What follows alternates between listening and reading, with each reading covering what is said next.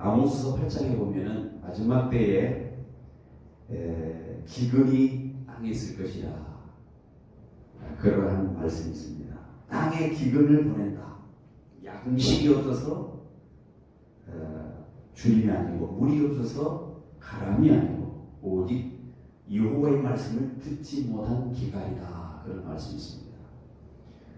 여러분, 세상 갈수록 힘들어지고 어려워지고 있는 상황입니다. 총체적인 위기 그런 말을 쓰고 있는데 정말 어느 때보다도 힘든 시기를 보내고 있고 신앙인으로서 살아가는 것도 영적으로도 큰 기근을 만난 때와 같은 그런 어려운 시대에 우리가 살고 있습니다. 말씀의 기갈 상태에서 사람들은 비틀거리고 쓰러집니다. 말씀이 충만할 때에는 우리는 넘어지지 않지만 말씀이 우리 속에 없을 때에는 세상의 상황이, 세상의 형편이, 세상의 처지가 달라지고 변할 때마다 쓰러지고 넘어지게 되어 있다는 것입니다. 세상 사람들이 살면서 여러 가지 어려운 일을 만납니다.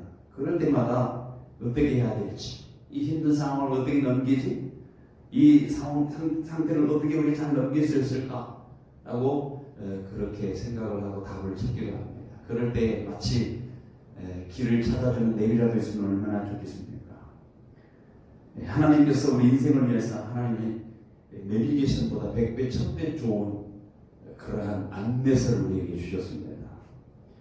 그런데 많은 이 하나님이 주신 이 안내서를 덮어놓고 보지 않고 내비를 켜지 않고 자기 고집대로 자기 생각대로 길을 갑니다. 그래서 엉뚱한 길에 이르게 되고 목적지에 이르지 못하고 있습니다. 여러분, 성경을 가지고 다니면서 우리가 신앙생활과 성경을 말씀을 같이 대하기도 합니다. 이 성경 속에는 우리 인생의 답이 있습니다. 우리가 힘들 때, 어려울 때, 어떻게 해야 될지 모를 때에 그 어려울 때 이 내비를 켜놓고 이 성경을 켜놓고 이 밥 펴놓고 이것을 살펴봐야 되는데 내비가 있음에도 불구하고 성경이 있음에도 불구하고 안내 지도가 있음에도 불구하고 안 보는 것, 그게 자기 책임입니다. 하나님께서 우리에게 얼마든지 인생을 살아갈 수 있도록 안내서를 제시해 놓아주고 있습니다.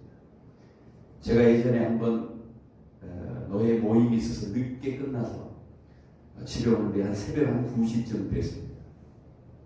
송년 모임 그런 모임이었습니다. 근데 일산에서 모였는데 오는 길이 그 근처에 있는 데가 뭐가 있었냐면은 그 공동묘지가 있는 거야. 고양시니까 공동묘지. 밤중에 그때만 해도 제 차에는 내비게이션도 없었어요. 밤중에 길을 가는데 계속 길을 가는데 산속으로 계속 올라가는 거예요. 온 밤이 아주 불빛 하나 없는 곳이 이제 산속이 깜깜합니다. 길이 있어서 계속 갔더니 공동묘지로 가는 거예요. 공동묘지 가니까 끝에 가니까 이제 차를 돌릴 수 있는 그 공간만 있고 전부 다 깜깜합니다. 마음속에 그냥 두려움이 생긴 거예요. 공동묘지도라는 그런 그 위치적인 두려움도 있지만 마음속에 이 어둠이라고 하는 것이 찾아올 때 다른 아무런 사람이 없을 때 혼자 그것이 공동묘지인지도 모르고 올라갔는데 공동묘지 얼마나 속으로 낙심했는지 야 이거 어디로 가야 될까? 도대체 집을 찾아가는데 어디로 가야 되지? 할 수 없이 거기서 할 수 있으면 내려왔어요. 찾다 큰 길을 만나게 됐습니다.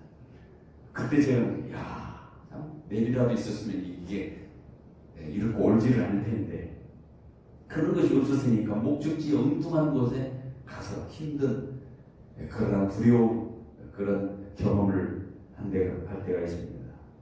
우리가 내비게이션이 있다면 얼마나 우리가 쉽게 길을 갈 수 있겠습니까? 한 번도 가보지 못한 길도요. 요즘 번지수 딱 차리고 건물 딱 치면요 안내를 잘 해줍니다. 전라도 말투로 안내하는 거 있고 경상도 말투로 아가씨가 안내를 하는 것도 있고요. 아줌마가 안내를 하는 것 너무 쉽게 찾아갈 수 있어요. 걱정 안 합니다. 옛날에는 어디 집에 가려고 하면은요 지도를 그려주는 거예요. 어느 지역에 와가지고 어느 사거리가 나오면 거기서 좌회전해요. 거기서 또 한 2km 정도 가면 거기 또 우측으로 가는 무슨 건물이 있는데 수포를 끼고 우측으로 가야 됩니다. 거기서 또 어떻게 들어가야 된다. 말로 다 하겠어요.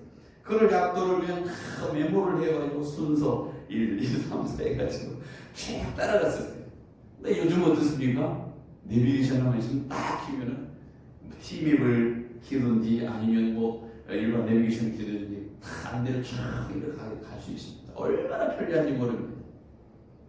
근데 어떤 사람은 내비게이션 다 꺼놓고 고집대로 가는 사람이 있어요.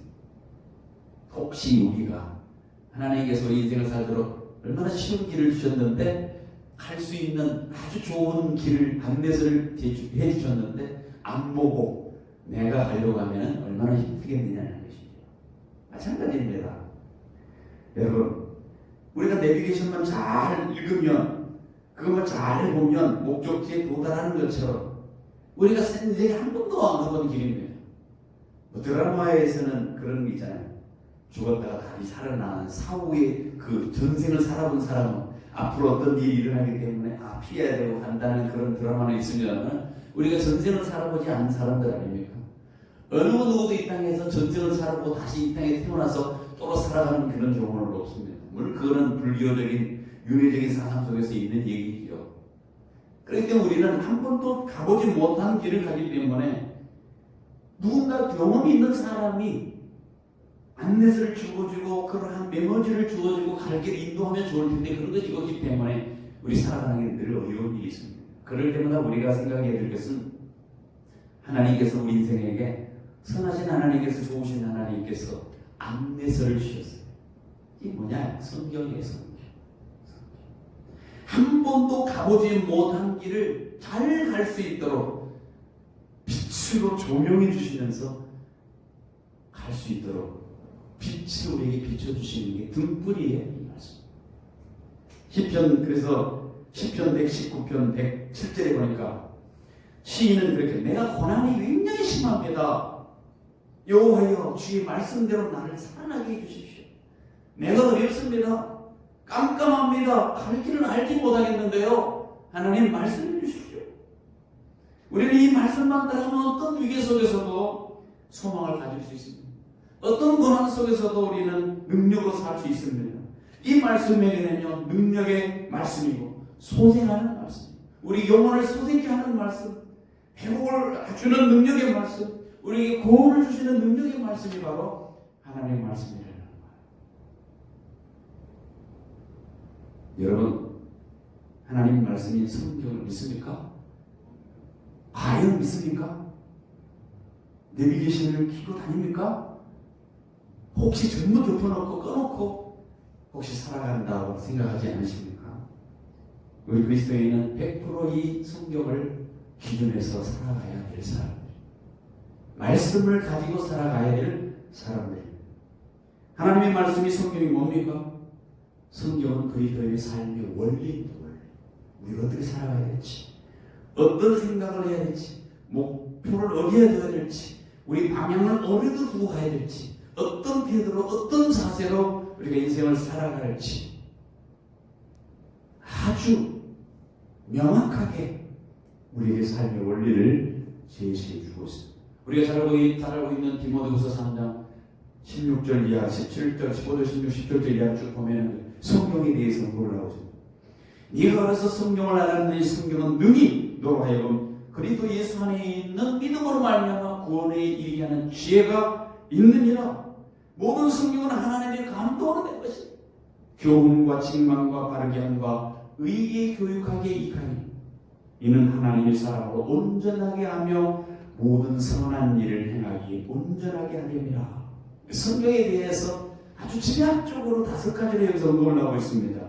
이 하나님의 말씀이 우리 신앙을 얼마나 중요한지를 디모데후서에서 전부 우리에게 말씀해주고 있는 첫 번째, 성경은 예수 그리스도 안에서 구원에 이르게 하는 그러한 지혜가 있는 말씀이라는 거예요.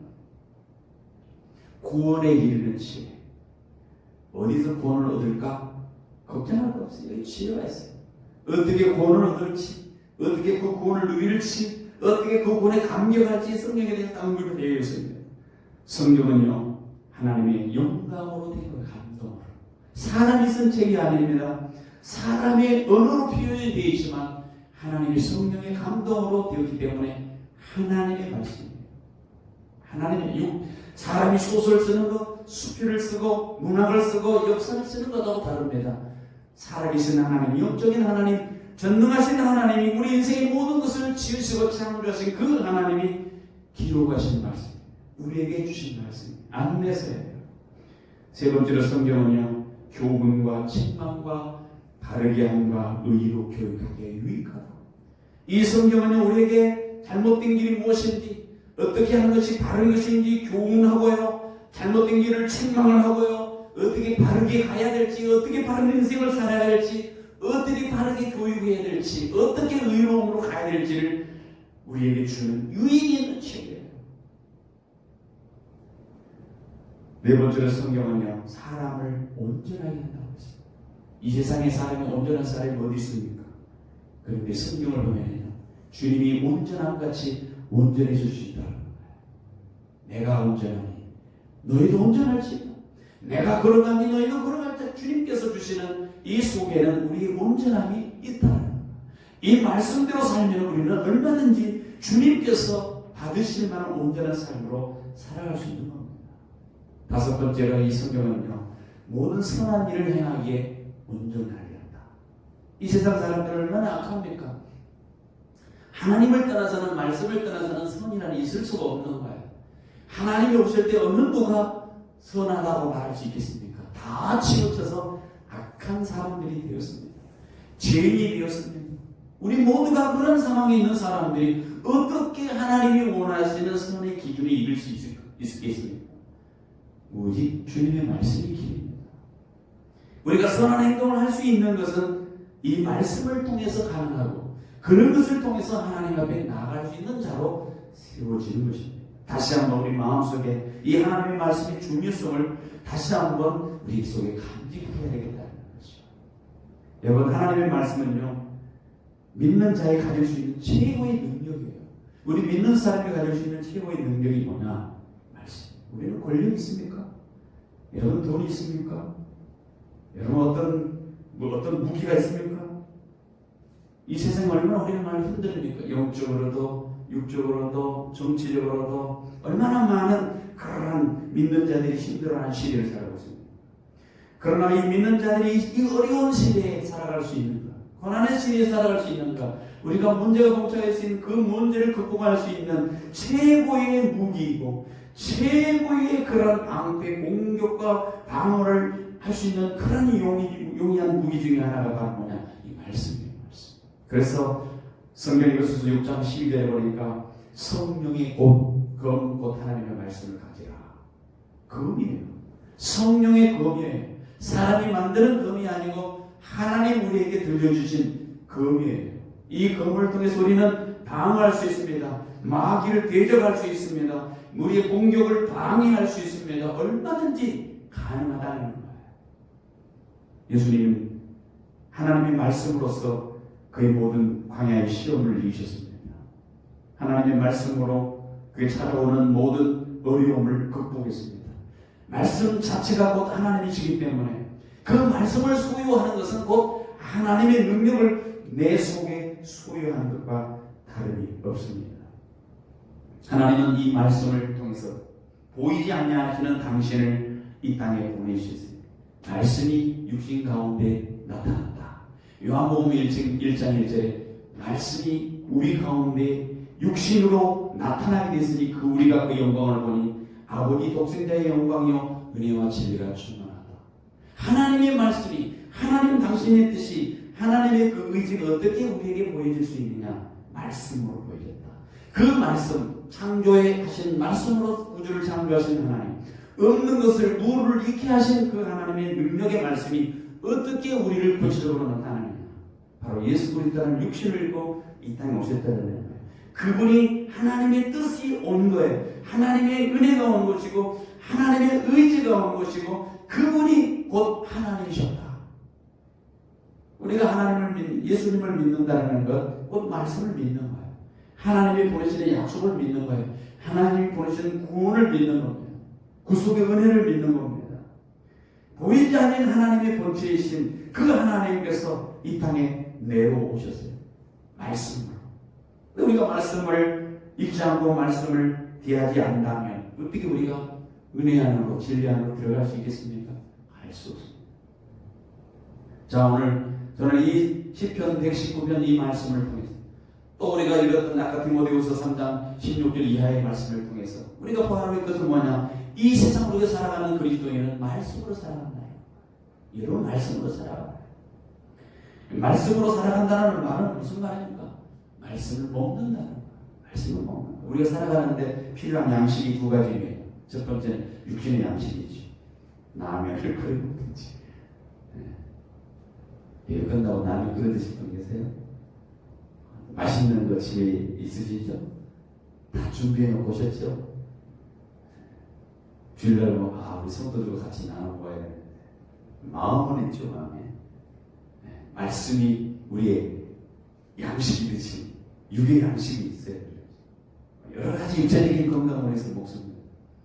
육체적인 양식이 있습니다. 또 영의 양식이 있죠. 그냥 육체적인 것뿐만 아니라 영적으로 살아나야 되기 때문에. 그래서 예수님께서 마태복음에 보면은 사람이 떡으로만 살 것이 아니고 하나님의 입에 나오는 모든 말씀으로 살아야 돼요. 이 말은 무슨 말일까요? 오늘 저희 어느 신방을 갔더니 밥상을 탁 차려놓고 있는 거예요. 근데 이 집에 신방 갔더니 밥상을 차려놓고 있는데 꼬맹이가 눈치도 없게 그냥 목사님 기도도 안 하고 가족 대표 기도도 안 하는데 그냥 막 밥을 먹고 있어. 그러니까 야 이놈아, 너 그걸 먹으면 그렇게 안 돼 하면서 하는 말이 사람이 떡으로만 사는 게 아니니까 하나님의 말씀을 먼저 먹어야지. 이렇게 얘기하는 걸 봤어. 물론 그 말씀이 틀린 건 아닙니다. 사람이 떡으로 먹는다는 게 떡에 대한 얘기를 너무 우리가 집착을 하는데 실제로 하나님의 입에 나오는 모든 말씀으로 살리라는 말이 굉장히 중요합니다. 이 말씀은 매우 의미가 있습니다. 사람이 살아가는 건 물질적인 떡으로 우리가 먹으면 살아갈 것 같이 그렇게 생각을 해요. 그렇게 생각하지 않겠습니까? 육적인 생각이에요. 그러나 실제로 우리가 살아가는 것은 내가 떡을 먹는다고 해서 살아가는 건 아니에요. 그거는 하나님이 살아가려고 하는 수단으로 우리가 떡을 먹게 하시고 먹는 겁니다. 하나님 우리가 떡을 많이 먹더라도 하나님 야 가자 하면 가는 거예요. 그러면은 내가 떡 먹는다고 삽니까? 아니에요. 뭐가 살아요? 하나님의 말씀이 나를 사는 거예요. 하나님의 의지가 너 살아있어. 너 살아서 살아. 행동하고 움직이고 20년 30년 후에 와. 하나님께서 말씀으로 내게 의지를 베풀어 주신 거예요. 그 하나님의 말씀이 있을 때 우리는 살아갑니다.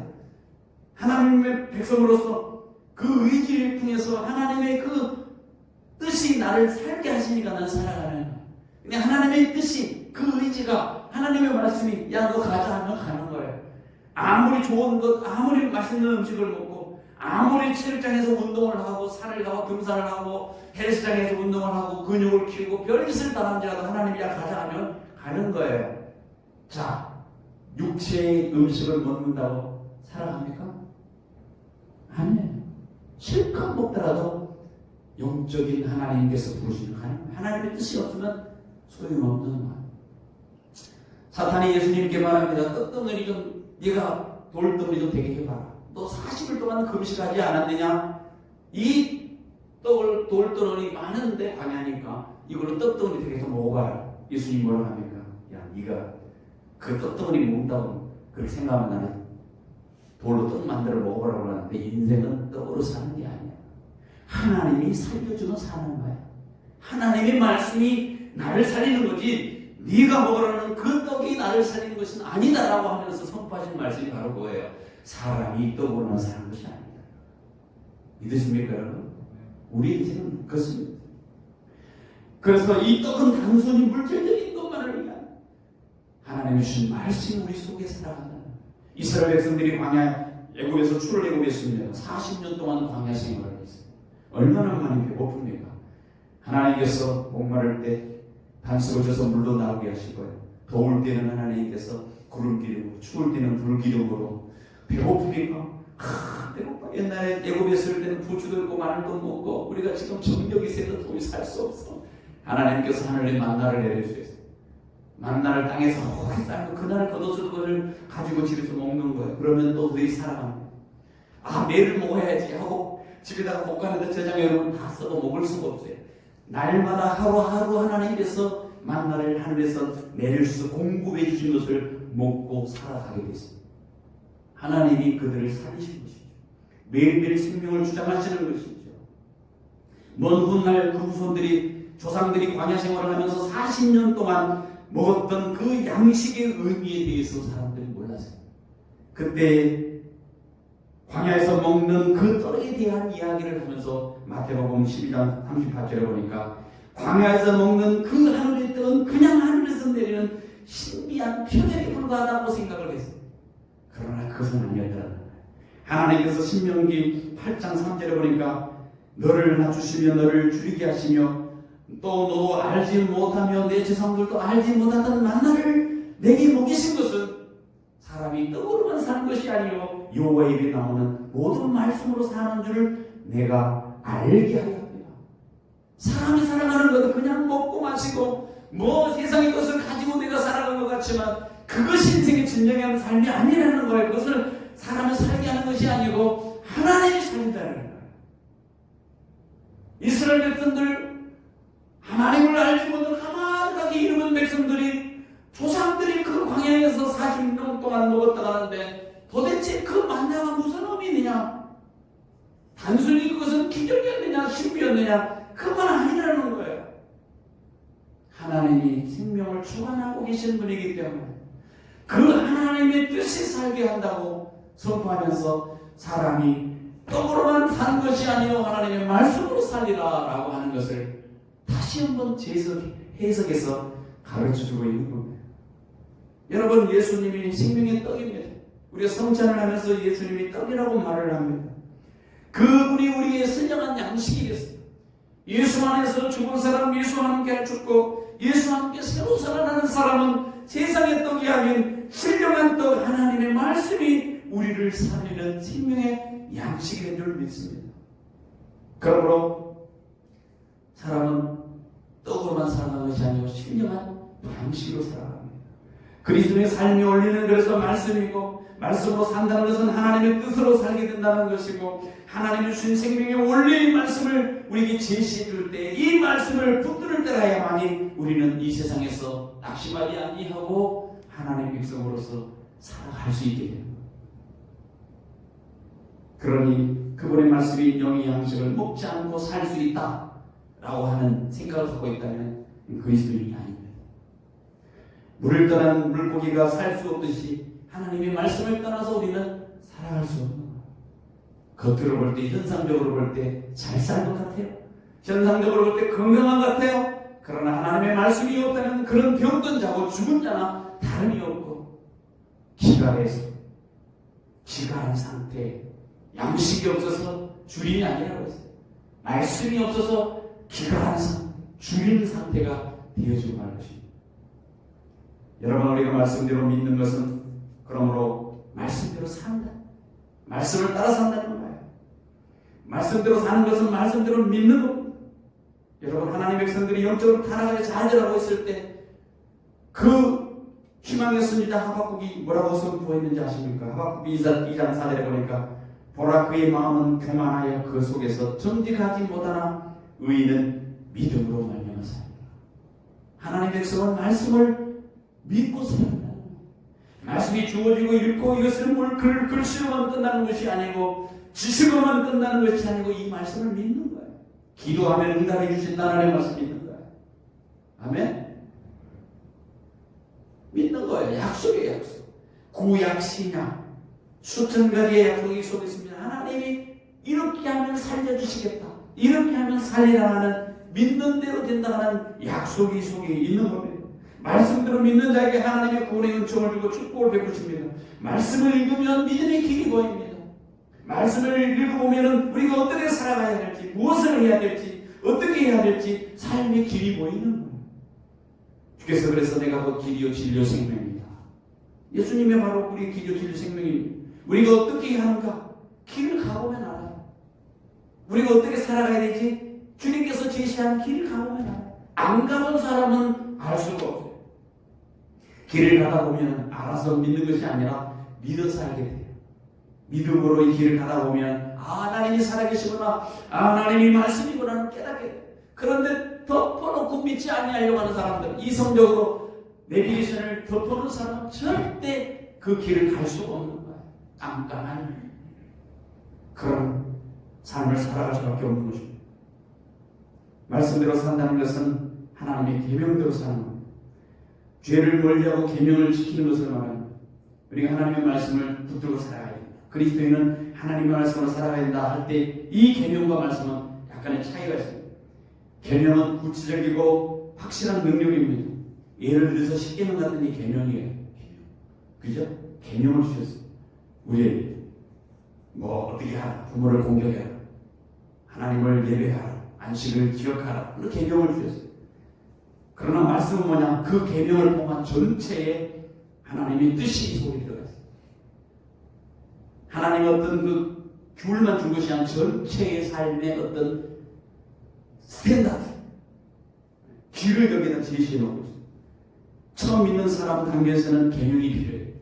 처음 예수를 믿는 사람은 교회에 나와야 돼, 죄를 성수해야 돼, 도둑질하지 말아야 돼, 가난하지 말아야 돼, 이웃을 사랑해야 돼, 이런 계명들이 있잖아요. 부모를 공경해야 돼. 이런 계명들이 처음에는 들려옵니다. 그리고 그것에 집중해 살아갑니다. 그러나 점점 은혜 생활을 하다 보면요, 그 계명이 무의미하다는 걸 알게 됩니다. 주님의 은혜 때문에 그런 계명 지켜야 된다는 그런 의무 속에서 하는 것이 아니고 은혜로 그것을 지키려고 하는 거예요.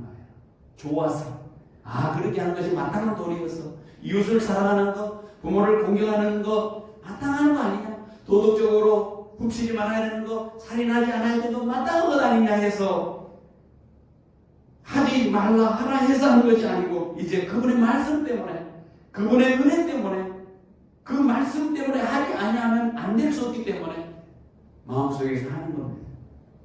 그래서 더 이상 계명이 율법으로 다가오지 않습니다. 즐거운 거예요. 여러분, 예수를 믿는 거 즐겁습니까? 안 즐거우신 분이 문제가 있어요. 이게 마스크를 쓰니까 도대체 웃고 있는지 무슨 꿈꾼이 속을 하고 있는지 알 수가 없어. 예수를 믿는 감동이 나와야 되는데 이 표정이 안 보이니까.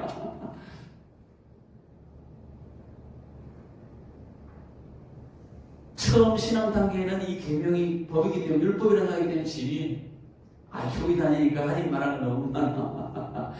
그렇잖아요. 교회 다니니까 술 먹지 마라, 담배 피우지 마라, 뭐 하지 말하는 게 많아. 그걸 생각하고 그것을 지키려면 스트레스가 되는 거예요. 하지 말아야 되는데 안 해야 되겠다, 안 해야 되겠다, 부정적으로 계속해서 하지 말라는 생각을 하게 되잖아요. 여러분, 똑같은 자유를 두고 감옥이라 사람을 넣어놓으면 어떤 사람은 당신은 죄가 없어서 여기 좀 쉬고 있어, 그냥 나와 하는 사람하고요, 죄를 지어서 그 속에 들어가서 감옥에 사는 사람이 태도가 달라요. 그 속에 감옥이 있지만, 똑같은 감옥이지만, 한 사람은 죄에 대해서 그 감옥에 있는 것이 고통이지만, 한 사람은 나 여기 쉬러 왔어. 똑같아요. 은혜를 받은 사람은요, 이 성경 율법으로 다가오지 아니하고 은혜로 다가오기 때문에 하라 하지 말라는 게 기쁨이에요. 하지 마라. 하지 말아요. 우리를 위해서 하지 마시래요.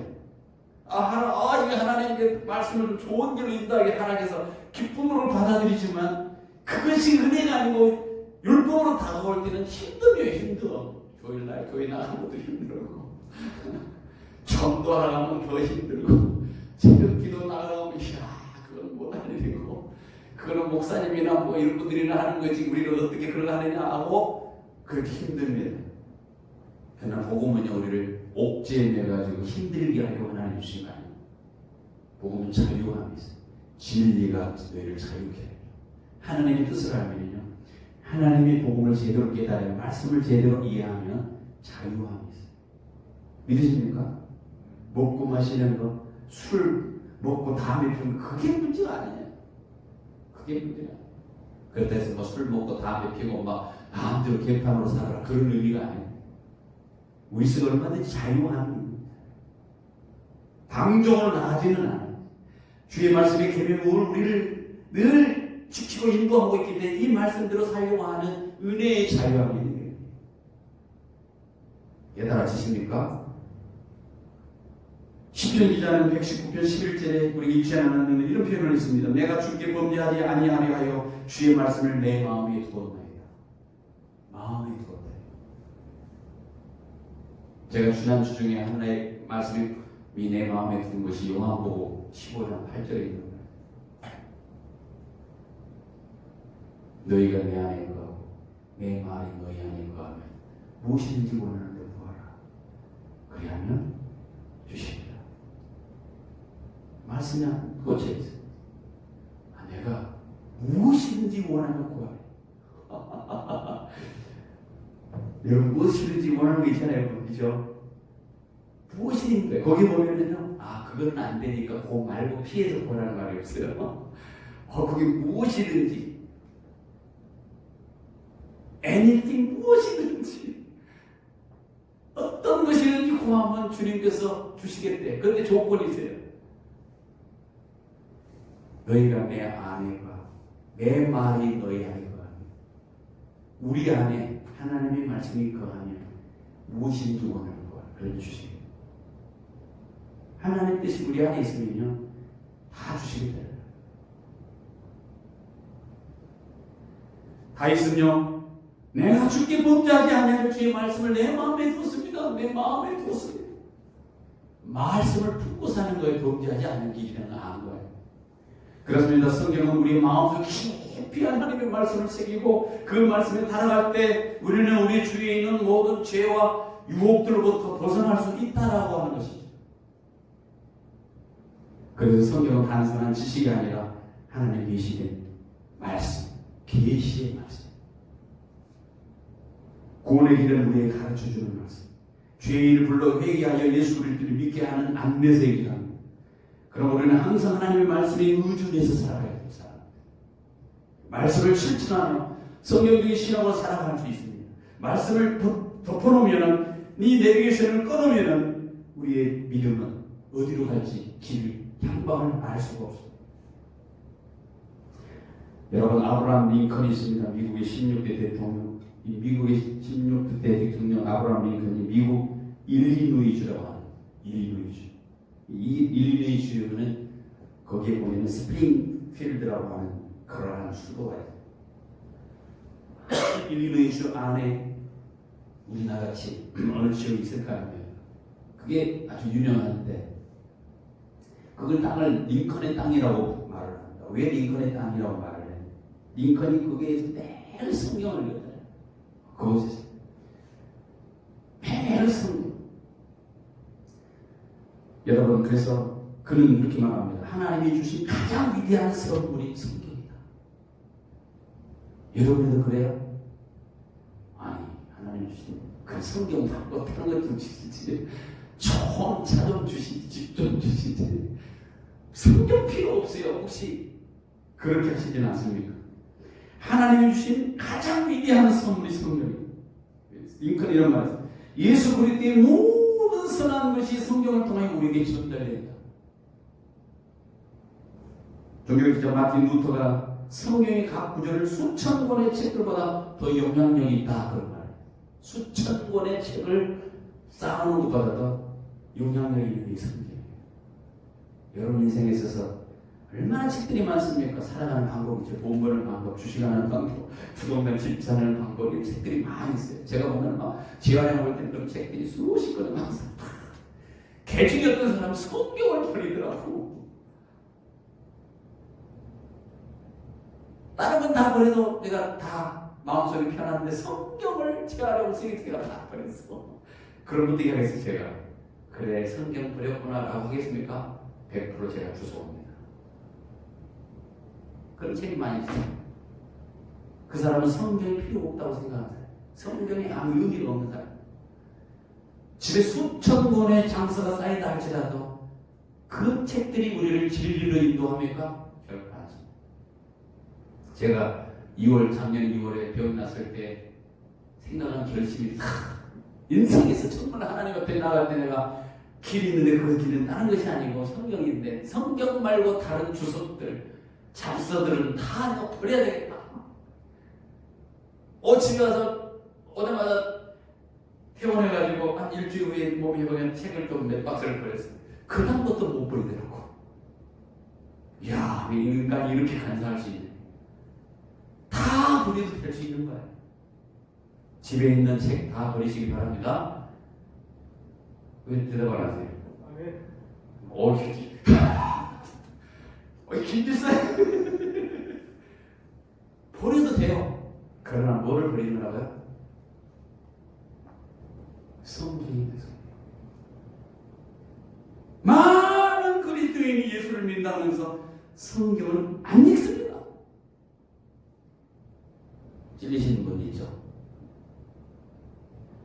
전 세계의 그리스도인 가운데 성경을 읽는 사람은 3분의 1이라고 했어요. 성경을 한 번도 완전히 읽지 않은 사람이 3분의 2다라고 말했어요. 이게 얼마나 모순입니까? 다 예수 믿는다면서도 하나님의 자녀라고 하면 성경 아니고 하나님이 무슨 얘기를 하는지 유언을 어떻게 남겼는지 뭐라고 얘기하는지 귀는 딱 막고 내 인생을 살면서 나는 성경을 읽는 안 읽고 살았더니 그리스도인이다 얘기하고 있다. 많은 사람들이 성경을 읽지 않은 사람들은 성경이 단지 예배 나올 때 들고 나오는 액세서리에 지나잖아요. 과연 그렇습니까? 우리가 성경 없이 신실하고 건강한 믿음의 삶을 살 수 있습니까? 여보세요? 시편 기자는 끊임없이 고백을 합니다.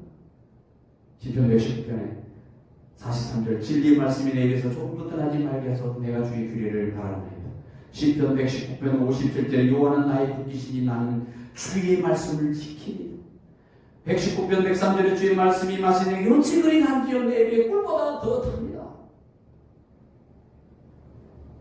우리는 지금 엄청나게 어려운 시기를 실감하고 살아가고 있습니다. 어쩌면 우리가 왜 우리 다음 세대가 이 말씀을 떠나면 저들이 정말 희망이 있을까 하는 그런 절망의 시기를 살아가고 있습니다. 교회들이 어린아이들이 뿔뿔 부모들이 코로나 때문에 교회에도 안 보내면서 자주만 나오고 AI 인공지능의 시대가 오고 있고 4차 산업혁명 시대가 다 오고 있는 이 살아갈 이 시대에 정말 필요한 것이 정말로 그런 과학일까? 이 어마어마한 과학이 그 조그만 바이러스에 이 난리를 치고 있는데 과연 그것이 우리를 살리는 것일까? 아니라 오늘 우리 후손에게 정말로 하나님의 살아계신 이 말씀을 듣고 이 말씀에 순종하고 하나님의 절대 주권을 갖는 믿음을 갖도록 하는 것이 우리에게 필요한 지혜.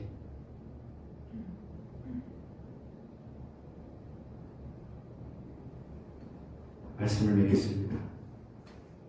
그 어느 때보다도 말씀 홍수처럼 쏟아지고 있는 시대에 살아가고 있습니다. 그러나 정작 말씀대로 살지 않는 가장 무서운 영적 침체의 길을 우리가 걸고 있습니다. 여러분, 우리의 말씀으로 살아가야 할 사람들이 말씀이 없으면 홍수 속에서 물이 없어서 물이 없어서 찾아 헤매는 길이 기간이 우리에게 오는 것과 다름이 없습니다.